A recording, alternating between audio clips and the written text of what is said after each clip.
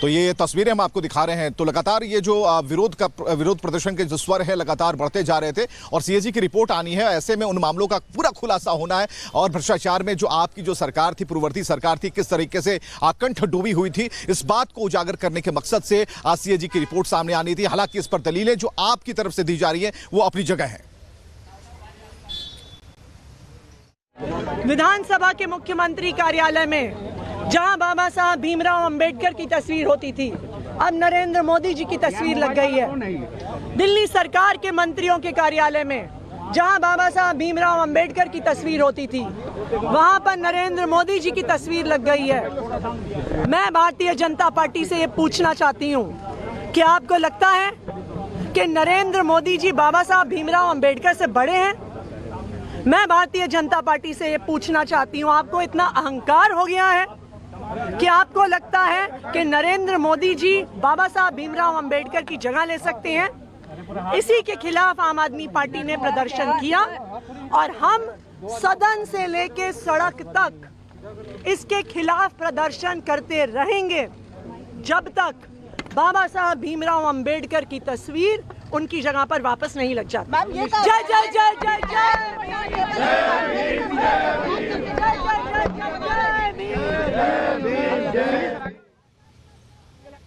और आम आदमी पार्टी के जो विधायक है वो प्रदर्शन कर रहे हैं लगातार। अब तो एक नया शगुफा छेड़ दिया गया कि यहाँ तस्वीरें बदल दी गई, लेकिन दिल्ली की तस्वीर किसने बदली इस पर। और लोमस हमारे साथ जुड़े हुए हैं, लोमस के पास जरा चलते हैं। लोमस, भारत का संविधान देने वाले, दलितों को सम्मान देने वाले। बिल्कुल, मैं आपको यहाँ पर आम आदमी पार्टी के विधायक हैं अजय जी, वो हमारे साथ यहाँ पे खड़े। क्या वजह रही आपकी जो आप लोग यहाँ पहले तो विधानसभा से आप लोगों को निष्कासित किया गया, फिर धरने पे आप लोग बैठ गए? देखिए, हमें 10 बार निष्कासित करें, अगर बाबा साहब के सम्मान में हमें अपने प्राण भी देने पड़े तो कोई बात नहीं है। ये जीवन उनका दिया हुआ है, ये कुर्ता, ये ड्रेस उनकी दी हुई है, ये पोस्ट 3 बार विधायक उनकी वजह से बने हैं। तो बाबा साहब का अपमान कोई भी करेगा, चाहे बीजेपी हो, कांग्रेस हो, कोई भी पार्टी हो, वो सहा नहीं जाएगा। बाबा साहब की तस्वीर, बाबा साहब से बड़े ना नरेंद्र मोदी हो सकते हैं, ना एलजी साहब हो सकते हैं, ना इस देश का कोई सरकारी तंत्र, ना सरकारी हो सकती है। बाबा साहब भीमराव अंबेडकर अमर थे, अमर हैं, अमर रहेंगे और उनके सम्मान में अगर जरा सा भी चूक होगा तो हम सहेंगे नहीं। बिल्कुल, लेकिन जो सत्ता वाली पार्टी है वो तो ये कहती हुई नजर आ रही है कि जो विपक्ष है वो हंगामा करना चाहते थे, इसलिए उन्होंने हंगामा किया, उनके पास कोई इश्यू नहीं है। और साथ ही उन्होंने ये भी कहा कि क्योंकि आज सीएजी की रिपोर्ट टेबल की जाएगी, इसके कारण इन्होंने एक इश्यू क्रिएट किया है। देखिए, बिल्कुल झूठी बात है। कल हमने तस्वीरें साफ दिखाई थी, मुख्यमंत्री जी हैं, उनके कमरे में बाबा साहब की तस्वीरें हटाई गई हैं, शहीद आजम भगत सिंह की तस्वीरें हटाई गई है। ये बात हमने कल भी उन्हें कहा था, पूरे दिन कहते रहे, लेकिन वो एडमेंट रहे। उन्हें बाबा साहब के खिलाफ बातें करनी है, काम करने। अगर उन्हें ठीक करना था तो तुरंत तस्वीरें लगवा देते। बाबा साहब के सम्मान में अगर कोई ठेस पहुंचा उसको तुरंत ठीक करते। बाबा साहब के सम्मान की बात कर रहे हैं, लेकिन जो सरकार वाली पार्टी है, बीजेपी जो सरकार में है, वो तो ये कह रही है सीएजी के डर से, सीएजी रिपोर्ट के डर से ये धरना अपनाया जा रहा है। ये कहीं ना कहीं साजिश है और वो चाहते हैं कि विधानसभा का सत्र न चले। आपके ऊपर ये बड़ा आरोप है। उन्होंने हमें बाहर निकाल दिया, सत्र तो अभी भी चलेगा, रिपोर्ट तो आप भी टेबल होंगी, कोई रोक सकता है क्या इनमें से? उन्होंने हमें बाहर निकाल दिया, सत्र तो अभी भी चल रहा है ना। सीएजी कहा जा रहा है कि उसमें सीएजी की रिपोर्ट लाओ, आप सीबीआई की रिपोर्ट लाओ, सबकी टेबल करो ना। हमने तो पहले कह दिया, कौन रोक रहा है? लेकिन बाबा साहब भीमराव अंबेडकर जी के अपमान पे अगर हम बात नहीं करेंगे तो कौन करेगा? आप उसको पहले ठीक करो, टेबल करो, जो करना करो, कौन मना कर रहा है? अभी इन्होंने सदन रोका, क्या सदन चल रहा है ना? ये झूठे लोग हैं, ये गरीब, ये दलित विरोधी हैं। बिल्कुल दिल्ली की तस्वीर पर कोई बात नहीं हो रही। बाबा साहब अम्बेडकर की तस्वीरें, लोमस, बाबा साहब अम्बेडकर की तस्वीरें क्यों हटा दी गई, सवाल इस पर है। लेकिन दिल्ली की तस्वीर को पेश करती सीएजी की रिपोर्ट है, मुख्य फोकस उस पर होना चाहिए, ये सवाल है। ठीक है, ये आपके विधायक जरूर कह रहे हैं कि भाई वहां पर जो तस्वीरें हटा दी गई, सीएजी की रिपोर्ट अभी भी टेबल पर होंगी। लेकिन सवाल इस बात को लेकर है कि आपको जवाब देना चाहिए, वहां प्रश्न पूछे जाएंगे और सीएजी की जब रिपोर्ट सामने आएगी तो आखिर ये जो सवाल पैदा होगा इसका जवाब कौन देगा? आप जो हल्ला कर रहे हैं, हंगामा कर रहे हैं या फिर प्रदर्शन कर रहे हैं, इससे क्या फर्क पड़ने वाला है? हाँ, आपने एक मुद्दा जरूर चुन लिया कि नहीं, वहां अंबेडकर की तस्वीर क्यों नहीं है, वहां भगत सिंह की तस्वीर क्यों नहीं है, उसे हटा क्यों दिया गया, प्रधानमंत्री मोदी की तस्वीर क्यों नहीं है। ये पॉलिटिक्स जो है, ये अलग एंगल देने की आप विधायकों की कोशिश हो रही है और ये बिल्कुल रणनीति का हिस्सा लगता है इस बात से, क्योंकि सीएजी की रिपोर्ट सामने आने वाली थी। इनकी रणनीति थी कि कैसे इसे डाइवर्ट किया जाए, कैसे इसका रुख मोड़ा जाए। इन सभी बातों को लेकर जो आपके जो विधायक है वो पूरी तरीके से प्लान्ड वे में काम कर रहे थे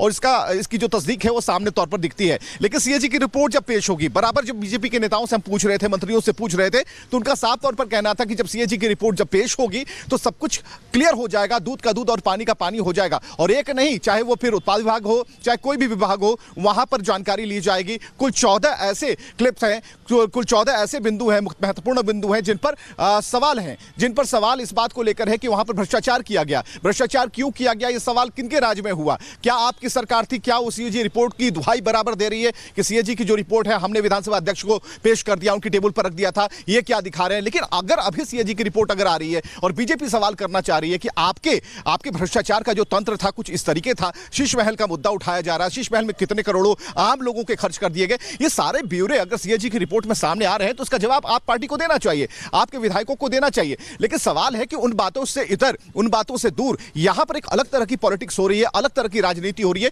और ये जो राजनीति है इसको नाम दिया जाता है भरमाने वाली राजनीति, जो रुख को मोड़ दे, पॉलिटिक्स के रुख को मोड़ दे और खासकर सवालों के रुख को मोड़ दे। लेकिन इसमें अभी बीजेपी के जो नेता हैं, बीजेपी के जो वो सभी लोग अभी तटस्थ हैं और इस बीच में लगातार कोशिश यही है कि जो लोग हैं वो इस बात का इंतजार कर रहे हैं कि किस तरीके से।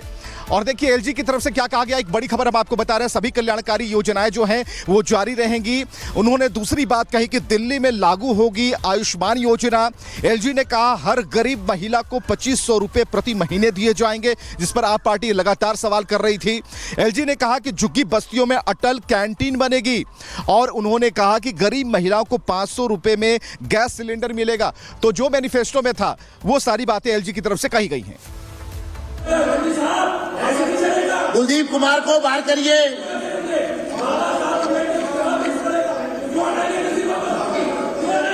बाहर करिए, दोनों को बाहर करिए।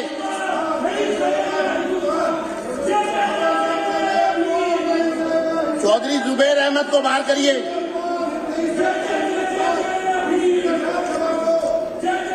मेरी सरकार इस प्रचंड जनादेश को उन नीतिगत बदलावों की स्वीकृति के रूप में देखती है जिनका वादा हमने जनता से किया था। लोगों ने न केवल व्यक्तिगत बल्कि समावेशी विकास एवं दृष्टिकोण को और न्यायगत प्रगति की मेरी सरकार की रूपरेखा में विश्वास जताते हुए अपना समर्थन दिया है। आतिशी सिंह को पूरे दिन के लिए बाहर किया जाए। बाहर करिए। प्रदेश की जनता ने विकसित दिल्ली संकल्प पत्र में अपना विश्वास प्रकट कर नई सरकार, माननीय प्रधानमंत्री श्री नरेंद्र मोदी जी का सबका साथ, सबका विकास, सबका विश्वास, सबका प्रयास और सबका सम्मान का मूल मंत्र मेरी सरकार की दिशा तय करेंगे। मेरी सरकार इन्हीं सिद्धांतों पर लोगों की सेवा करने और न्याय, स्वतंत्रता, समानता एवं मध्यत्व जो कि भारत के संविधान की प्रस्तावना में निहित है पर आधारित प्रशासनिक व्यवस्था के प्रति समर्पित है। मेरी सरकार लोगों की बढ़ती उम्मीदों और आकांक्षाओं के प्रति पूरी तरह सचेत है। आगामी 5 वर्षों में मेरी सरकार साधारण नागरिकों से संबंधित 5 बुनियादी जरूरतों समेत निम्न 10 प्रमुख क्षेत्रों पर व्यापक जोर देगी। भ्रष्टाचार मुक्त कुशल प्रशासन, सशक्त नारी, गरीब कल्याण, स्वास्थ्य सुविधाओं में सुधार।